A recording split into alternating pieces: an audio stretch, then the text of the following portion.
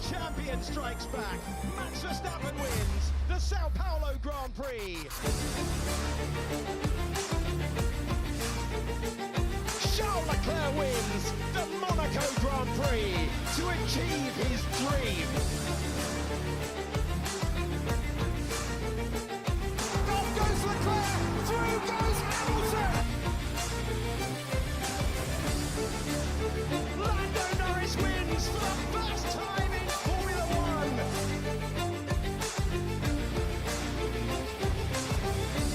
He's run around the outside. He's run out of road.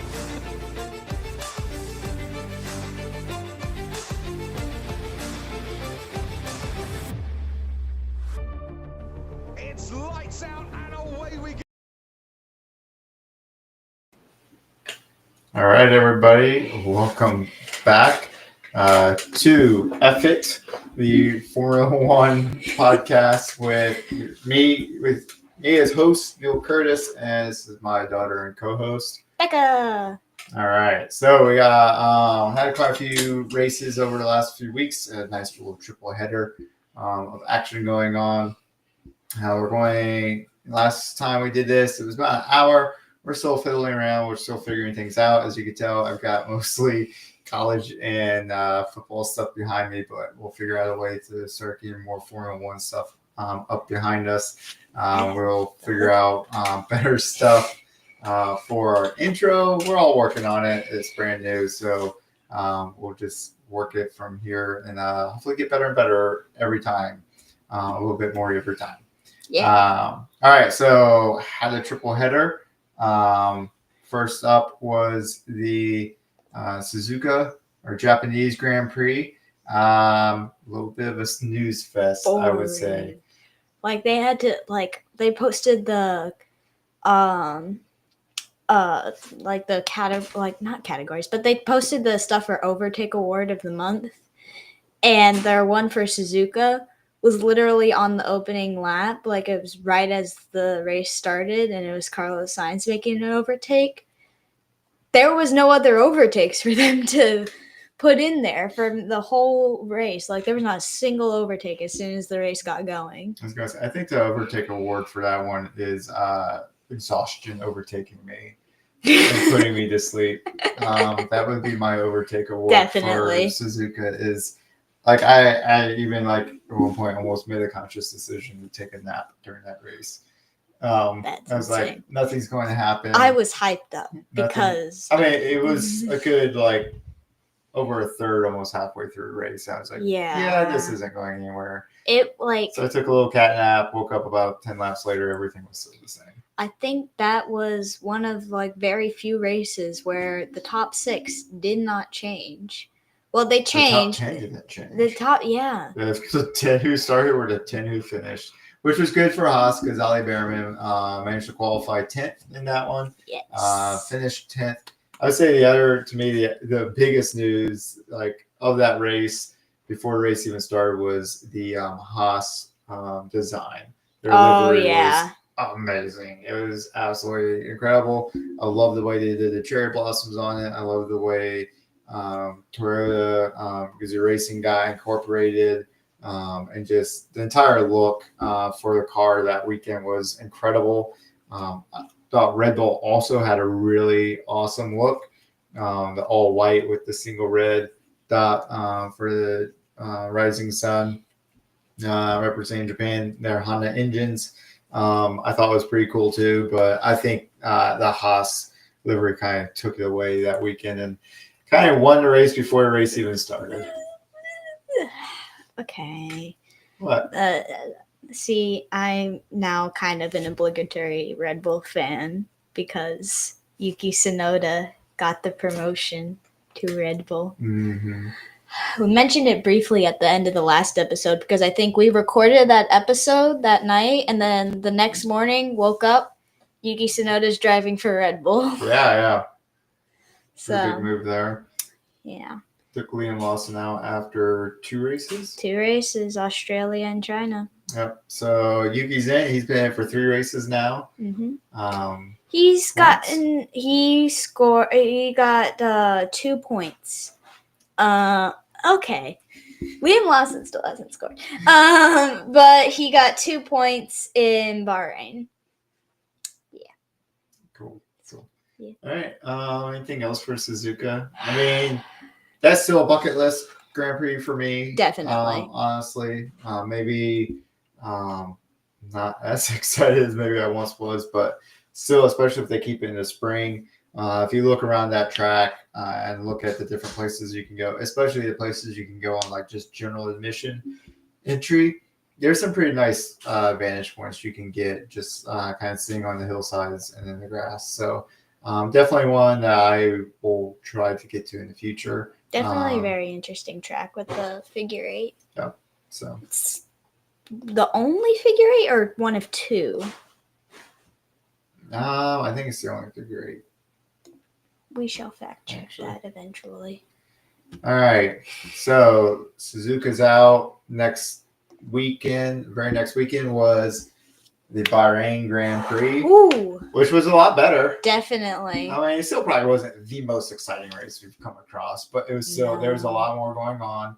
And I got here, but to me, Haas was the driver today. Not just definitely one, but like both of them. I thought did an incredible job. Haas's strategy through that race was amazing. They managed their pit stops really well. They got Ali Behrman from 20th. He crashed out in qualifying, right? No, he just finished. He just was knocked out in Q1. Ocon crashed in Q2. Yeah, so Behrman qualifying 20th, dead last. To go from 20th and then all the way up, he finished 10th again. Yeah. Second race in a row at 10 and into points. And then, Ocon, who had made it into Q2, destroyed the back end of his car in Q2. I think ended up qualifying 14th with that. So managed to qualify 14th.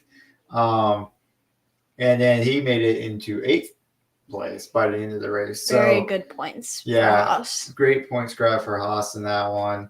Like I said, a great strategy from them to get their drivers up into the points from absolutely nothing, basically, to get Ocon's car repaired and ready to drive the next day. And not only drive, but drive well and very competitively. So that to me was like the highlight of the Bahrain Grand Prix. There was some other good stuff that happened. Piastri picked up his second win of the season there. Right? Yes. Yeah. And first time McLaren won at Bahrain. Yeah, ever. Yeah. Yeah, their first win entire ever. History of the track. Do you have anything else on Bahrain? I thought you had something else. There was something. Gone.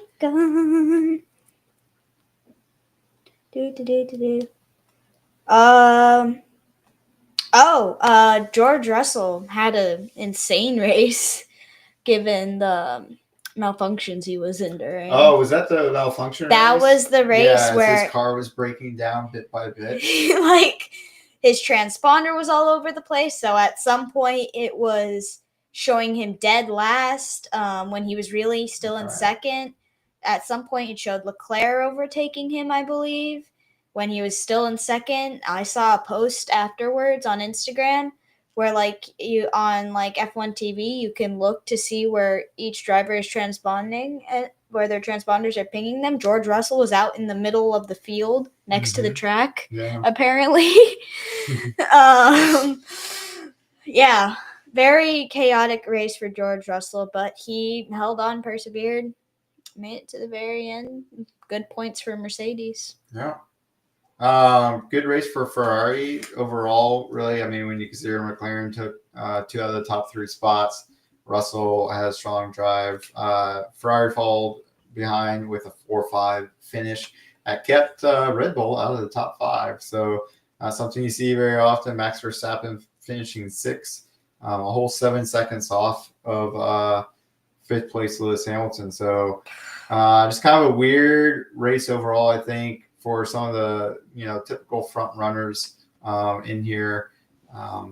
McLaren continue to show. I think they are going to be the constructor to beat this year, and Red Bull's still searching for somebody who can master the second car and get it not just into the points, but well into the points and keep the team competitive. I'm not saying like Yuki can't. I'm just saying he's going to have some work to do to really get the most out of that car, it seems like. Yeah. It's definitely a difficult car, I think, right now for both drivers. Like, we all know what Max is like, his history in the sport and the Red Bull dominance that plagued us in 2023. I thought you were a Red Bull fan now. I've been conscripted. They said, hey, remember how we said your favorite driver wasn't going to drive for us? Actually, he is now. And I was like, oh dear. I can no longer threaten to burn my brother's flags. Oh, yeah. Anyways. Yeah, just a quick update. Singapore actually, no, they don't run a figure eight, but it's a very close to a figure eight, right? I thought that was a figure eight. It jukes to the right and does not run a figure eight. So, yeah. Suzuka's the only figure eight. Has been for a while, I think. Yuki was all over the place doing media for Suzuka. It was insane. Yeah. Anything else for Bahrain? I think exciting, but I think that was the race where Kimi Antonelli we'll probably go into more for rookie recap, but Kimi Antonelli's race in Bahrain was mildly disappointing because he was running extremely well to score good points again, and then he pitted. And then a safety car happened, and everyone else was pitting. And that's where he got stuck behind Behrman. He did, in fact. So he was looking good to work his way back up. I forget what he qualified, but he was well into the points again from qualifying. And then safety car ended up wrecking the Mercedes strategy, and he finished 11th for that race. So, but I definitely think that we are going to continue to see very good results from Kimi this year. Yeah, we can talk about more in a minute, but yeah, very good there. All right, so next up was the Saudi Grand Prix and the Piastri fiasco. Was it really, or was it Verstappen? So obviously, yeah, a lot of controversy with that. For the first turn, Piastri ducking down the inside. And whether or not he actually gave way to Verstappen to be able to make the turn. Here's my opinion. I'm a little bit more old school, so I think regardless of where he was positioned, if Piastri wants that position, he's going to have to fight for it. And if you fight for it and you take it from the other driver, then it's yours and you get to keep it. I'm not about like, oh, well, they're a little further ahead, and so you should, the gentlemanly thing to do is to yield to the other car and let them, maintain the position. Now, this is freaking racing. You take the position that you want, you fight for it. And that was Piastri's mentality going into the turn. He mentioned it in post-race interviews that he was going into that turn knowing he was not going to relinquish the position to Verstappen. And but if you're going by how they race nowadays, you take a look at one of those overhead shots of the guy, and I'm sure you could probably capture it at any moment through that turn. But really, in the critical moment of that turn, you look at, and Piastri is behind Verstappen and probably should have yielded to allow Verstappen to complete the turn on track. Again, my opinion, no, you don't yield. You've got the track position there. If they don't want to run off the track, they need a break and let you through. But that's just my opinion on that. I know Bekah thinks that even with the new outlook on that rule, Piastri was actually, in fact, ahead. He was. Except not in that picture. That's only on the overhead. If you look anywhere else, if you look at all the other angles, he's ahead. I was also highly distracted, though, because most unfortunately, best friends on the grid, former teammates, Yuki Tsunoda and Pierre Gasly, crashing into, what was it, turn 1 or turn 2? No, I thought it was a little bit later than that. But It was very early into the first lap. Very unfortunate. I think it kind of ended up really being no one's fault and both's fault at the same time. They were both fighting for the position. And it was looking like, unfortunately for Pierre, it was immediately looking like he was not going to be able to drive. Yuki kept driving, was able to drive himself into the pit lane to change for tires, but they ended up retiring the car. So, yeah, very disappointing for my favorite driver and another driver that I like well enough. So, yeah. all right, yeah, and then not a great race for Haas,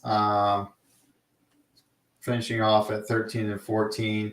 I think just barely ahead. Oh, That's the clip of the crash. Yeah, we just watched the clip of the crash. Sorry. Finishing just barely ahead of where they qualified. But so at least made some progress. But and then Ferrari got their first podium of the season. And Charles Leclerc first race podium because Lewis Hamilton won the Chinese sprint. Sure, the sprints don't count; they're not real. They're extra points for Ferrari. They are points.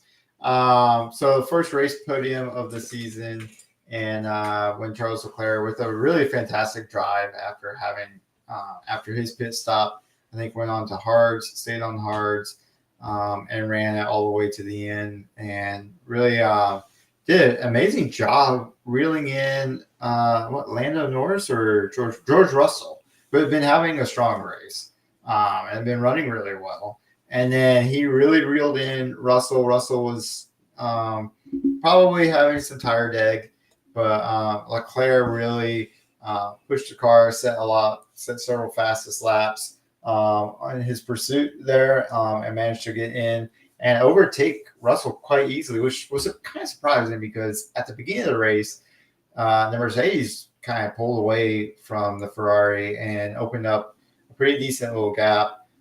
So for Charles to come out from that pit stop and just reel him in the way he did, I mean, he was taking like nearly a second each lap, half a second to a second each lap, and had very little issue getting past him once he had caught up. To be able to do it, it's really interesting. It seems like, and I think we've kind of seen this from the Ferrari for a couple races now, where it has a kind of a slow start to the race. Yeah. And it seems maybe like the aero or the handling, the suspension gets better as it burns off fuel and it gets lighter.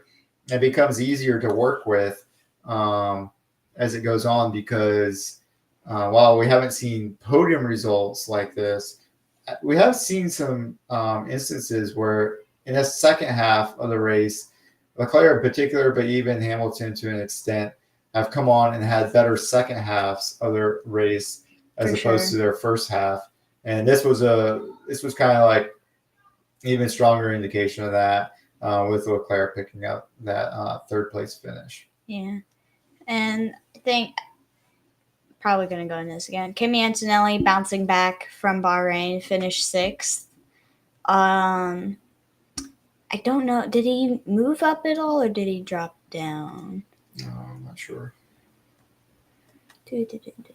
Not sure. And then also Lando Norris, very good drive, crashed out in Q3 and therefore started 10th. But worked his way all the way up to 4th and had a very interesting battle with Lewis Hamilton on the track. He would overtake and then lose it and then overtake again and lose it. I think that happened like 3 or 4 times. Twice. And then on the third one, you finally figured it out. Because he would go in and do the overtake. But then like overshoot or something. No, but he would do it on the turn right before DRS. Yeah. So he'd come out of the turn with position, but with Hamilton sitting right in DRS range, and Hamilton would just turn on DRS and take the position right back. And then hold them all through most of the track, got back around to the same turn. Norris closed the gap back down, overtook him in the same turn again, went right back into the DRS trap. Hamilton used DRS again, got the position back. So then on the third go round, Norris held back didn't overtake him in that turn. Came through on DRS, closed the gap even more, and then took him in the next turn. So there was no DRS on the exit for Hamilton to use and get the Ferrari back into position. So it took Norris a couple times to figure that out for some reason. But once he did, he got the overtake done and was able to kind of put the charge onto Russell. He too overtook Russell for that fourth position, which, again, like you said, pretty impressive drive, starting in 10th, led the race at one point while some of the other cars pitted. I think Leclerc led the race for a little bit. So several race leaders for the race. So definitely more exciting than Suzuka. Maybe not quite to the level I felt Bahrain was, but still a pretty decent race overall. You said Kimi, he started 5th. He dropped back to 6th. Okay. For his race result there. So. I believe. Was it? No, it was not Saudi. It was Bahrain, actually. I just remembered that both Mercedes were handed penalties.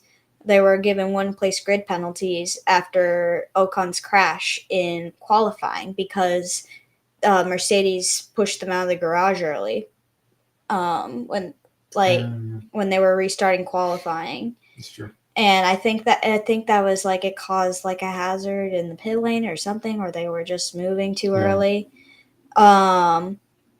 So again, I think that impacted Kimi's race because that ended up he lost a position that he maybe could have kept himself in the points after pitting if he had the position he qualified in. But that I feel makes it even more impressive that George Russell was able to hang on to that second place after a penalty and his car breaking down around him.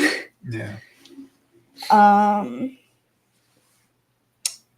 And Oscar Piastri now leads the championship. Yep. So let's see. Where are we? Results. Driver standings. So now we sit. Oh goodness! You said Piastri sits atop the standings. He has 99 points. That's 10 ahead of Lando Norris, who's at 89, and third place Verstappen with 87. George Russell. Not too far behind, but kind of far behind at 73. And then your last to round out the top 5, Charles Leclerc, distant 5th with 47. He needs to win a couple races here soon to have any hope of seeing the top of this order. I feel my predictions were wrong. Yeah, I feel mine were too. I had Lewis Hamilton doing much better than this. But who knows? Maybe we'll see see him come on later in the season. As he figures out. I think once the upgrade packages start rolling in, we're probably going to see a interesting shift. Yeah, he's also adjusting to a new car, like a completely new car and way of handling things. So, and then team standings, like I mentioned before, McLaren, the team to beat, they're storming out ahead right now, 188 points. Next up is Mercedes, which. To my chagrin, not really excited about that one. But they're at 111 points, so 77 behind there. And then followed up by Red Bull with 89. And Ferrari not too far behind Red Bull. I think due in large part to that Bahrain race where Ferrari got that 4-5 finish to Verstappen's 6. So Ferrari's sitting at 78 points and behind Red Bull. Haas, who... So, yes. Yeah, it has so yeah, Haas was 5th. Previously 5th with 19 points, one ahead of Williams. Williams with a great race in Saudi now sit at 25, and Haas picking up 1 point. No, they were at 20. 20. They were Williams was at 19. Yeah, Williams was 1 point behind Haas after 19. Bahrain, and then Haas didn't get any points in Saudi, and then Williams picked up a good finish, and so now Williams sits at 25, and Haas with 20 points is sitting in 6th place, which after 5 races is one of their best starts to a season. So, and I think we currently have only 3 drivers who have yet to score this season. Oh, for real? Yeah, Fernando Alonso. Actually, No, Fernando No, he has Alonso. not scored. Yeah, 4 Um, drivers. 4, yeah. Fernando Alonso, Liam Lawson, Jack Doohan, and Gabriel Bortoleto. So, So. speaking of Liam Lawson, Jack Doohan, and Gabriel Bortoleto, Rookie recap. what's your rookie recap, Rebecca? Oh my goodness. I think, first of all, I would like to start out with Isaac Hadjar, who I think is making a very good impression in his first F1 season. Very disappointing first race for him, as we mentioned before, crashing on the formation lap of Australia. But I think he's really taken that to heart and tried his best to bounce back. He's finished in the points a couple of times now. He's currently 14th in the driver's standings with 5 points. So I think looking pretty good for a rookie in a V-carb for sure. Yeah. Again, Ollie Behrman, I also think, is doing very well in the Haas. Again, unfortunate missing out on points in Saudi, but 20th to 10th in one of the earliest races in the season at a track that is kind of difficult. I think like Bahrain is a semi it's challenging for rookies and like very impressive performance.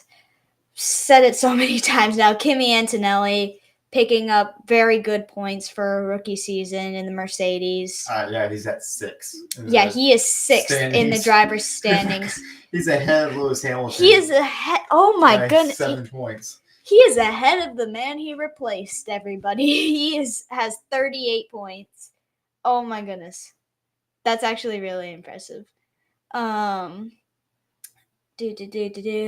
poor Gabby. Gabriel Bortoleto in the Sauber. Gabby.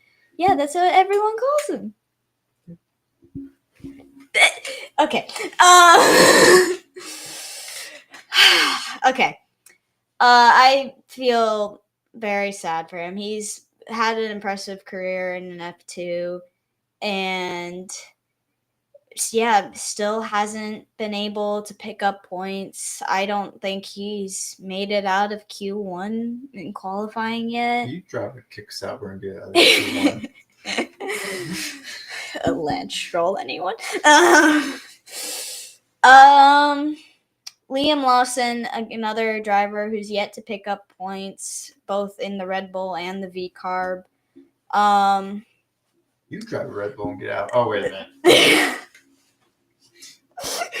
Every other driver. Okay. I still think Liam Lawson has room to bounce back. I think he's going to try to really, like, him and Isaac are really going to see what they can do in the V-Carb this year. Jack Doohan, very interesting. Again, no points in the Alpine. Pierre Gasly has picked up very valuable points for the team, finishing 5th, right, in Bahrain? Gasly? 5th or 6th? Something. Yeah, he actually did finish quite well. Yeah, he qualified very well, and then they played their strategy right, and 7th in Bahrain. Yeah. So 6 points from Gasly. Although, like, I know there's been a lot of buzz around Jack Doohan and Franco Colapinto. Everyone's thinking there's a ton of pressure around him and he's going to be replaced very easily. But he has spoken about this recently. There's an article today that he's actually feeling very comfortable in Alpine. He's not feeling really any serious pressure. Doesn't really feel like his seat has been threatened by Colapinto. Of course, I feel like there's been times where drivers are like, my seat is fine. And then we'll see how Fabio does with that. Yeah. That's your real wild card there at Alpine is what Fabio decides to do. He may turn around a moment and go a different direction. So I think, think it's definitely something interesting to watch as well. And I believe that is all our rookies. Yeah, that is. All right, so our next race up will be the Miami Grand Prix. Not too far from here, but too expensive for us unless people start watching and start donating and start paying us money to do this. I'll make you merch bracelets. So, but Miami Grand Prix, it should be an interesting one. It's where Lando got his first win last season. It was an exciting race last season. Some good drama, some good race strategy. Strong track for McLaren. Yeah. Because strong strategy from them. Oscar Piastri was starting extremely low and I believe worked his way up to points or very near points in Miami. Piastri? Last year. Oh, yeah. Yep. So strong should track be a good strategy. one. Should be fun. You need to have and you need to have a good pit strategy. I think Piastri managed to work a safety car situation pretty brilliantly. Ferrari did not, as I recall. So I think Lando especially that's how he was able to keep first. Yeah, actually, that's what I meant to say. Yeah. Lando Norris had done really well with the safety car. So, but that's going to do it for us today. A little bit shorter. I think this is actually where we want to keep it. Yeah. Half-hour range. Last time was a lot longer, but also involved a lot of introductions, some deeper dive. But I think we're going to probably aim for closer to these half-hour spots going forward, and hopefully bring you some good content and some fun stuff. Yeah. All right. See you guys in a couple weeks.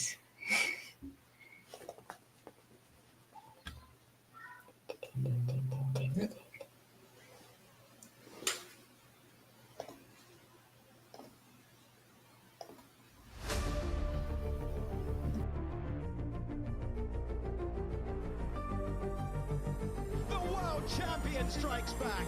Max Verstappen wins the Sao Paulo Grand Prix. Charles Leclerc wins the Monaco Grand Prix to achieve his dream. Off goes Leclerc, through goes Hamilton. Lando Norris wins for the first time in Formula One.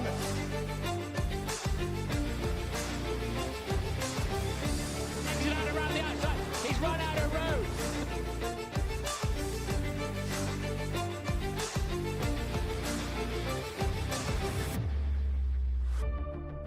It's lights out and away we go.